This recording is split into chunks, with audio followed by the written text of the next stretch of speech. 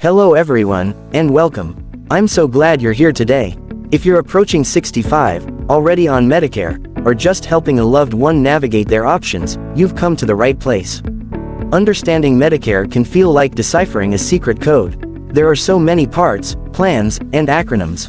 But it doesn't have to be overwhelming. My goal today is to break down the essential pieces of Medicare in a clear, easy to understand way, so you can make informed decisions about your health coverage. We're going to cover the basics of Original Medicare, Medicare Advantage, Medigap, and Part D. So, let's dive in. First things first, what exactly is Medicare? In its simplest form, Medicare is the federal health insurance program for people who are 65 or older, certain younger people with disabilities, and people with end-stage renal disease.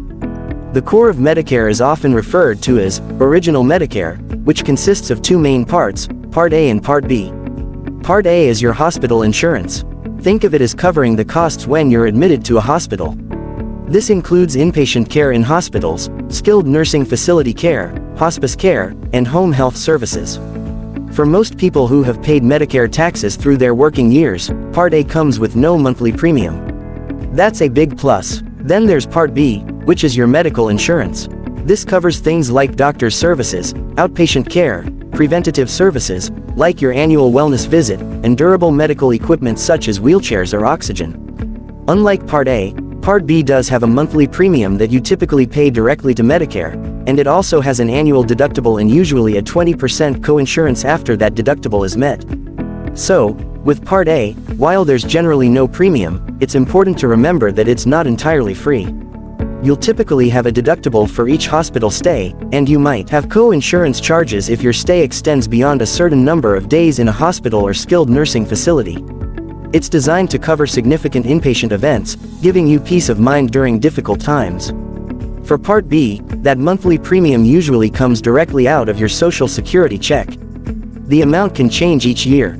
After you meet your annual deductible, Medicare generally pays 80% of the Medicare-approved amount for most covered services, and you're responsible for the remaining 20%. This 20% can add up, which is why many people look for additional coverage, which we'll get to in a moment. So, to recap, Original Medicare is essentially Part A plus Part B. It's a robust foundation, but it doesn't cover everything. It doesn't cover routine dental, vision, or hearing care, and it doesn't include prescription drug coverage. Now, many people find that Original Medicare leaves some gaps, and they seek additional coverage. One popular option is Medicare Advantage, also known as Part C. These plans are offered by private insurance companies approved by Medicare. They essentially bundle your Part A and Part B benefits into one plan, and they often include Part D, prescription drug coverage, as well. Many Part C plans also offer extra benefits that Original Medicare doesn't, like routine dental, vision, and hearing services. The upside, often lower or even $0 monthly premiums, beyond what you pay for Part B. The downside, you typically have to use doctors and hospitals within the plan's network, similar to an HMO or PPO, and your out-of-pocket costs can vary depending on the plan and services you use. The other main way to get additional coverage is with a Medicare Supplement Insurance Plan, or Medigap. These are also sold by private insurance companies, but they work very differently than Medicare Advantage. Medigap plans only work with Original Medicare Part A and Part B. They help pay for some of the out-of-pocket costs that Original Medicare doesn't cover, like deductibles, copayments, and co-insurance. With Medigap, you pay a separate monthly premium for the supplement plan, but you maintain the freedom to see any doctor or hospital nationwide that accepts Medicare. However, Medigap plans do not include prescription drug coverage. You would need to purchase a separate Part D plan if you choose Original Medicare plus Medigap. Which brings us to Part D, prescription drug coverage. This is absolutely essential for almost everyone. Part D plans are also offered by private companies. You can get it as a standalone plan if you have Original Medicare and a Medigap policy, or, as I mentioned, it's often included in Medicare Advantage Part C plans.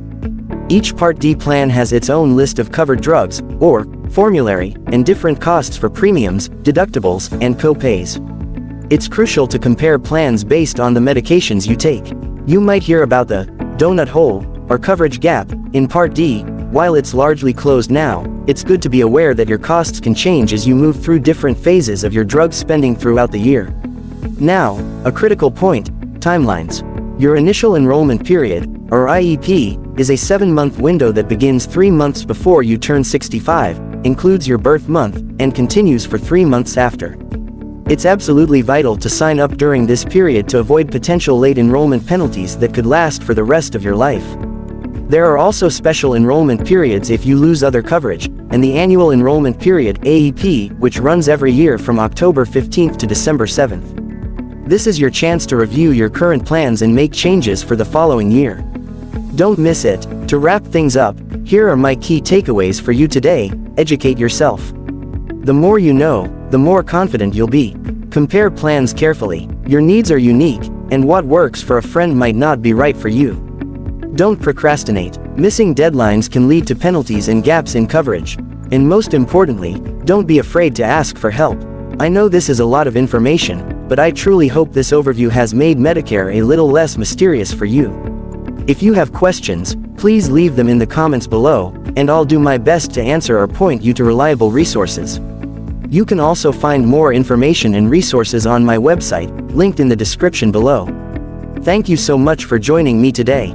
Take good care of yourselves, and I'll see you in the next video.